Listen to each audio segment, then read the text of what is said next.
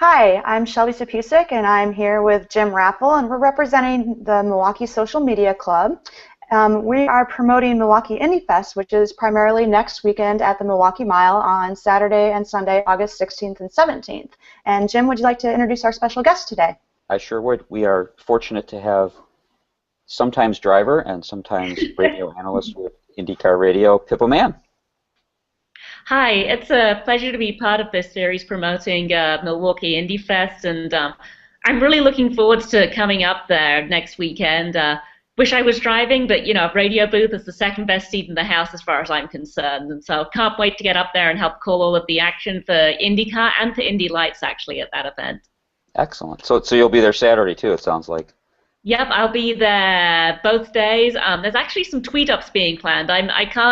I don't have permission to give out the times yet, but there are some official tweet-ups being planned that I've been invited to, so I'll be at those, the official tweet-up on Saturday and on Sunday, as well as all the stuff I do with radio too. Excellent.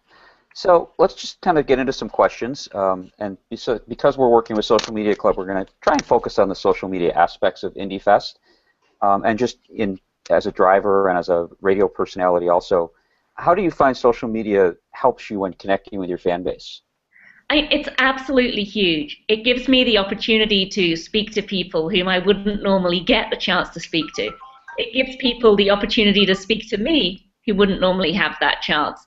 And it's just this great way to have interaction and to find out what's going on in their world, what's important to them, and to share information. In particular this year we had a big push with the Susan G. Komen car to help try and raise funding and awareness at the Indy 500. Before the days of social media, that kind of thing was so much harder to do through a sporting event, and these days it's so much better.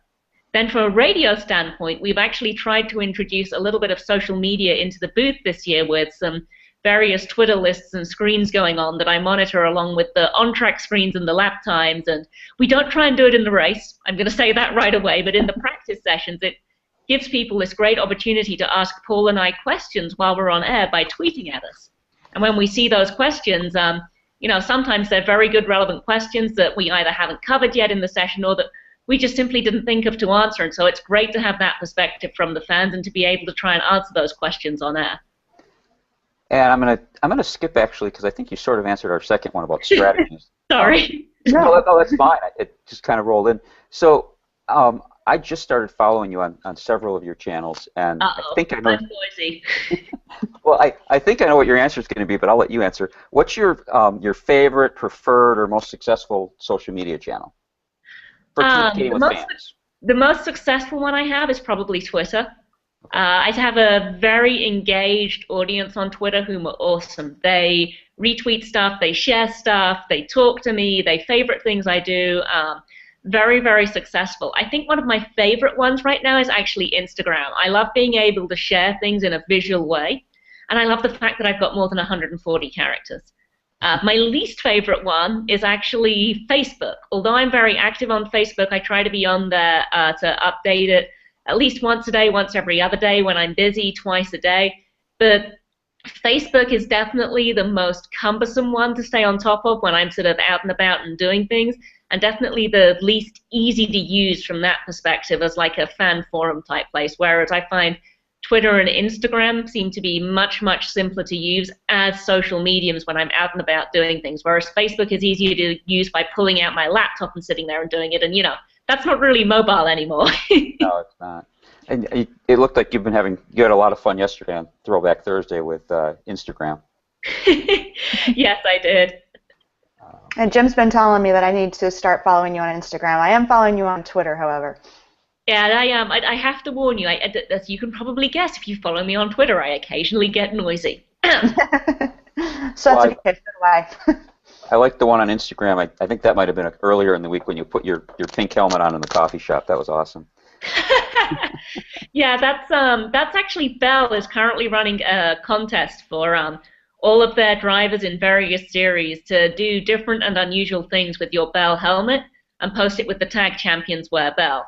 And I have this habit of doing this series of things where, including last year in particular for the IndyCar favorite driver vote, where we had me in my helmet sort of holding signs in various silly positions, including one that was asking people to vote for me because I didn't want to be the last one left in the playground because I didn't get to race much last year.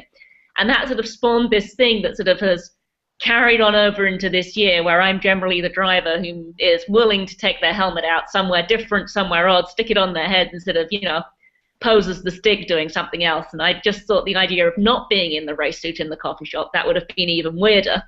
But having the helmet on and, looking like I'm actually working on the marketing side would be a great entry to that bell competition. So you'll see a couple more of those, I think, in the coming weeks. Great. So what's your biggest success or surprise that's come from your fan base through social media? Ooh, I should have prepared for that question better in advance. That's actually a very, very difficult question to answer. I think the easiest answer to give you to that one was actually the engagement levels I saw this May, throughout the month of May, at the Indianapolis 500.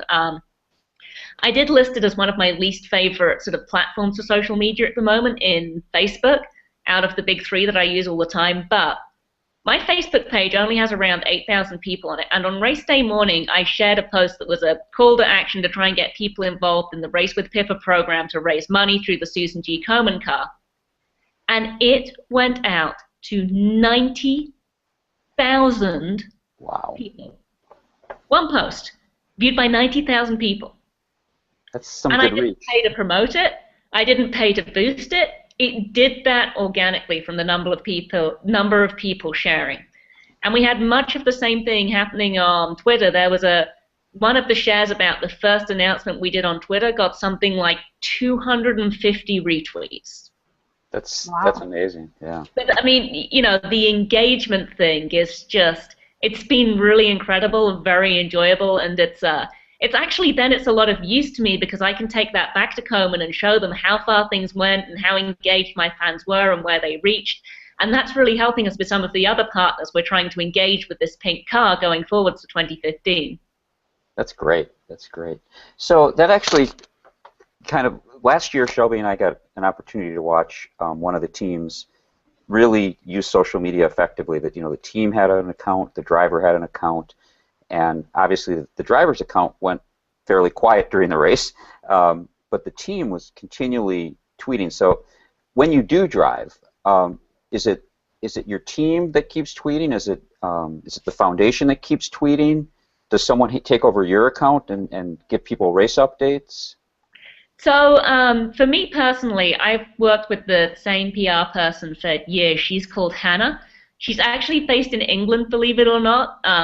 But we've become friends, and we sort of, we don't want to be split up unless we have to be. So once a year, she actually comes over to the US for May. The rest of the time, my account doesn't necessarily get updated that much during races at the moment because, we can't afford to have Hannah come to every race that I'm doing, and I don't trust many people to get on there. We're always very, very transparent about whether it's her or I tweeting. And mostly everything you see from my account when I'm not in a racing car comes directly from me. And the only time it doesn't, it's very transparently marked as coming from her. That's great. That's great. Well, we're kind of coming up on the 10 minutes, and I think we've gotten through. I have one question, if you don't mind. No, go ahead. I would never ask you this, Pippa, if you were driving in the Indy Fest next weekend, but do you have a favorite to win? Well, if I was driving, my favorite would be myself, obviously. Of course. That's why I wouldn't ask you if you were driving. Very good question. I'd love to see Justin Wilson and Dale Coyne Racing have a good weekend. I'm meant to be a broadcaster, so I'm not meant to be biased, but, that is my team, and he kind of has been my teammate for the past 2 years. I really think they're due a good weekend as well. They've been fast a lot of times this year and just, had one thing after another, and people talk about rotten luck. They've seriously had some. I would like to see either Simon Pagenaud or Ryan Hunter-Reay do very well, potentially win the race, because I think that's great for the championship. Mm-hmm. I would like to see Joseph Newgarden have a good weekend, because, it was so heartbreaking for everyone who was supporting him that heavily, I think, in mid-Ohio, where you had the pit stop and, just, the issues there, and that really could have been his first race win, so I would love to see them bounce back with a good weekend too. So those would be my 4 picks, and those would be my reasons why. Perfect, and you spread the love around. I love it. Sorry. No, that's okay. All right. Do you have anything else, Jim? No, I don't. I'd just like to thank Pippa. This was great, and we'll look forward to hearing your radio broadcast and maybe running into you next weekend. Yeah. Absolutely. I'll see you Thank you guys so much. there. All right. Thank you so much. Bye. Bye. Bye.